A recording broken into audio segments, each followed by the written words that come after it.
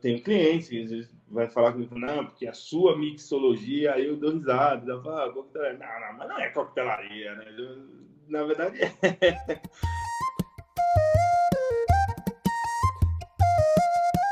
Vamos começar então direitinho? Qual é a diferença desses termos? Mixologia e coquetelaria. O que significa cada um deles? Vamos lá. Os dois estão na mesma panela, né? A mixologia, o logia é o prefixo que está associado a estudo, né? A ciência, e o mix de misturar mesmo. Então, a mixologia ela está atrelada ao serviço de bar, obviamente, mas ali a prática de você misturar temperos, bebidas alcoólicas e por aí vai, e esse entendimento sobre isso. A coquetelaria é o serviço de forma mais objetiva, né? O que acontece é o seguinte, teve uma crescente desse termo, caiu um pouco na moda da galera que eu falo imprensa, né, gastronômica, e para algumas pessoas é como se fosse algo superior, o que não é.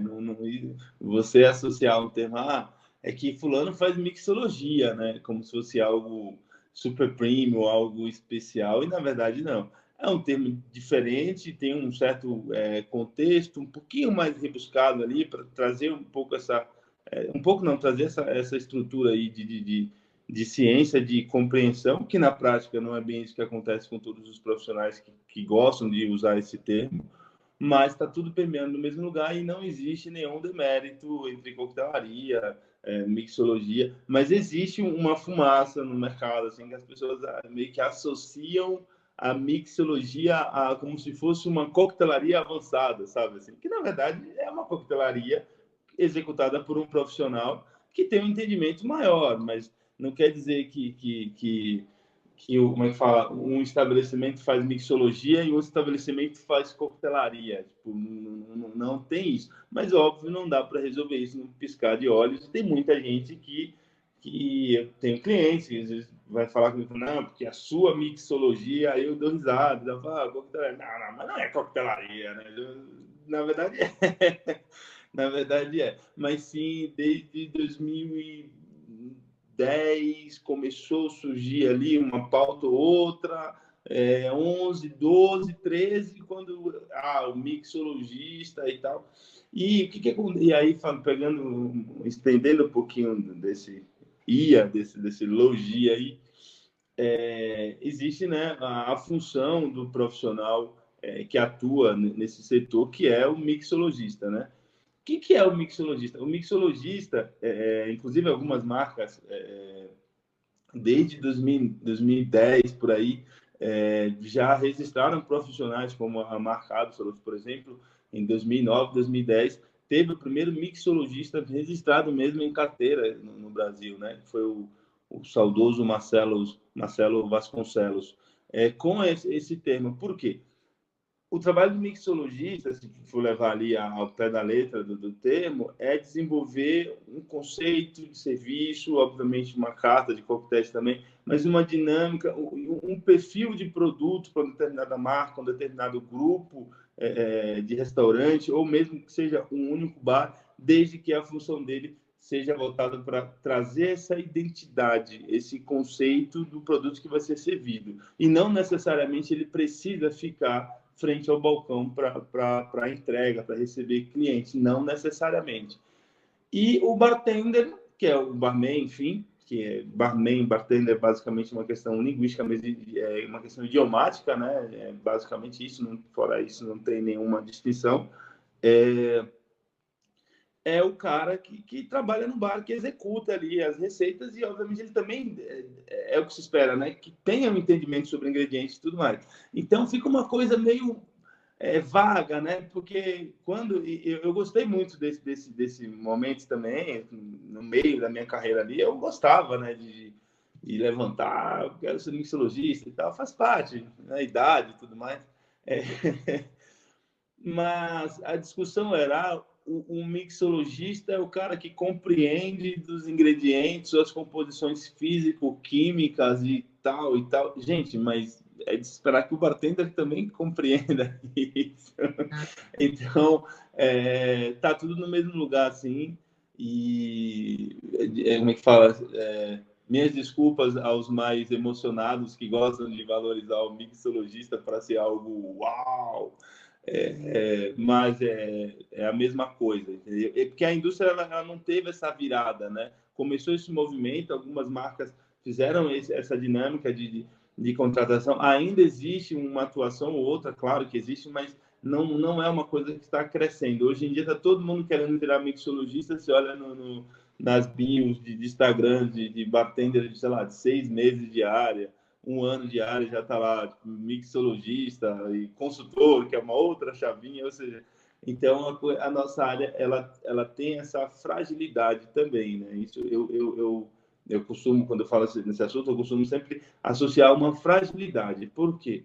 A gente não tem um órgão que organiza ali, que filtra esse padrão de serviço.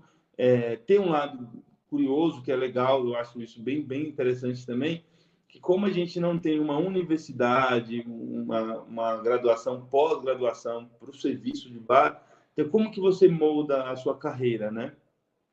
Através de exposição do seu trabalho, né? Até começo dos anos 2000, essa exposição era feita basicamente boca a boca entre a comunidade mesmo, os profissionais, né, de respaldo, geralmente eram profissionais mais velhos e tudo mais, e clientes importantes. Que isso foi assim desde o século XVII nos Estados Unidos e por aqui, óbvio, numa escala diferente, mas por aqui funcionou, agia-se da mesma forma. Como você fazia sua carreira? Você atendendo clientes muito importantes, que às vezes eram magnatas, gente muito rica, políticos importantes, estar em estabelecimentos que circundavam com esse público. Então, isso fazia seu nome estar circulando e automaticamente você começava a trabalhar em lugares que pagavam melhor, então tinha caixinhas melhores, então tinha bartenders que ganhavam muito dinheiro, como o nosso saudoso mestre Derivan, que nos deixou recente, que teve ali seus mais de 40 anos de balcão, e ele já contou várias dessas histórias que, assim, dava muito trabalho para você chegar, porque você precisaria criar toda essa cadeia, né, até você chegar ali e falar, não, fulano é incrível, por quê? Um ricaço, um político, um grande empresário da área de restaurante, era boca a boca. Hoje em dia é óbvio que isso ainda funciona, só que a gente tem um acelerador, né? Hoje a gente tem, sei lá, nos últimos 10 anos, a gente tem as mídias sociais, onde o profissional consegue imprimir ali um trabalho que às vezes nem precisa de uma competição e alguns casos nem precisa tanto de uma mídia especializada de gastronomia como antigamente. Sei lá, você ganhar o bartender do ano de uma revista.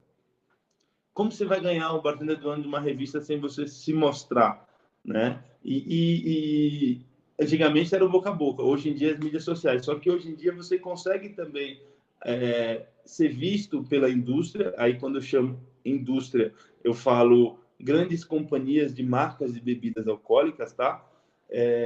Então você consegue mostrar o seu trabalho para a indústria através das mídias sociais, e isso pode gerar trabalho diretamente com uma marca, acessar estabelecimentos através dessa repercussão digital. Então o cenário mudou bastante, mas o filtro continua sendo o mesmo. Você precisa ser muito dedicado, você precisa ser muito bom, porque se você que no começo, né, quando o Instagram começou, por exemplo, essa crescente, aí sempre tem aquelas rodas de conversa, aquele momento fofoca, aquela coisa, fulano, o cara é só no Instagram, não sei o que tem, né? Só que assim, gente, vamos ser francos, né? Mesmo que o cara não tenha um grande expertise de tocar uma operação de um bar, de um restaurante, mas se ele se mantém trabalhando seriamente nas mídias sociais, pesquisando, se dedicando, evoluindo ali na entrega da execução da foto, isso e aquilo, ele vai estar se provando, ele vai estar bebendo mais, ele vai estar refazendo mais. Então, ao longo do tempo, esse cara ele vai evoluir. Não é só porque é mídias sociais que você vai tudo não é legal. Então, é muito difícil você se manter numa posição de destaque por muito tempo, você sendo muito ruim, isso seja mídias sociais ou não. O que pode mudar? De repente, uma pessoa que não tem o expertise de fazer a gestão de um bar. E isso, de fato, é difícil se você nunca trabalhou, se você não teve essa troca, se você não teve esse aprendizado. E isso, as mídias sociais, definitivamente, não tem como você aprender só com ela, não. Mas, ainda assim, dá para se dizer que é um bom bartender, entendeu? Mixologista, aí é uma outra história.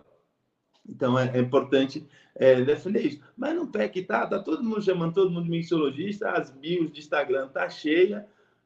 Inclusive, já teve situações de profissionais de fazer, sei lá, workshop comigo e depois já colocar lá mixologista e tudo mais. Então, assim, essa liberdade, como eu falei, essa fragilidade que a gente tem no mercado acaba sendo permissível para um pouco de tudo, o que não quer dizer que o resultado vai ser bom, entendeu? Mas fazer, você pode fazer, ninguém vai te punir, você não vai pagar nenhuma multa se você ficar se intitulando mixologista depois de fazer um curso EAD ou um workshop de 2 horas. Mas é importante ressaltar que existe aí essa, sei lá, essa não é malha fina, né? Essa malha grossa aí, onde você pode brincar com o termo que você quiser. Aí no frigir, na hora como é que fala, no frigir dos ovos que a gente descobre se é mesmo ou se não é. Mas existe essa lacuna aí.